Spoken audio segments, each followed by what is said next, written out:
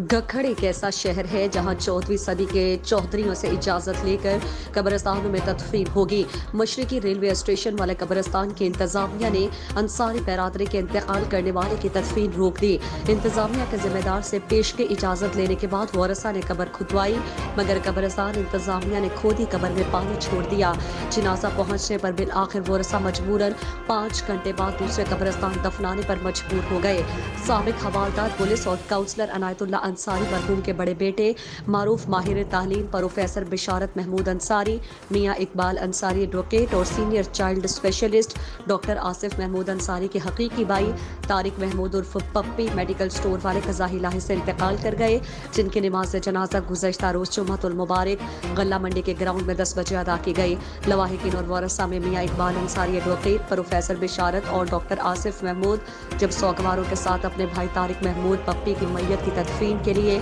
मशरकी कदीमी कब्रिस्तान बिलमुकाबिल railway station line पार ले जाई गई तो कब्रिस्तान इंतजामिया ने वहां दफन करने से रोक दिया और मुबैना तौर पर तैयार की गई कब्र में न सिर्फ पानी छोड़ा बल्कि मिट्टी डालकर बंद कर दिया और उन्हें बाहर निकालकर कब्रिस्तान के गेट बंद कर दिए। जबकि लवाहिकीन का कहना है कि इनके तमाम आबाओ अजदाद इसी कब्रिस्तान में दफन है और उन्होंने मरहूम की तदफीन की पेश की इजाजत गक्कड़ के मशहूर सियासी चीमा शख्सियत चौधरी गुलाम मोहम्मद सफेद पोश के बेटे चौधरी शफकत महमूद चीमा से ली थी, मगर चीमा बिरादरी की इंतजामिया ने एक ना सुनी और मरहूम को इस कब्रिस्तान में दफनाने से रोक दिया, जिस पर मरहूम के लवाहिकीन ने आधा घंटा इंतजार के बाद वहां से अपने अजीज भाई की मैयत उठाई और बट दरी फैक्ट्री के पीछे वाले बाग मदीना कब्रिस्तान में 5 घंटे तक उनकी कब्र की खुदाई करवाई और बाद नमाज़े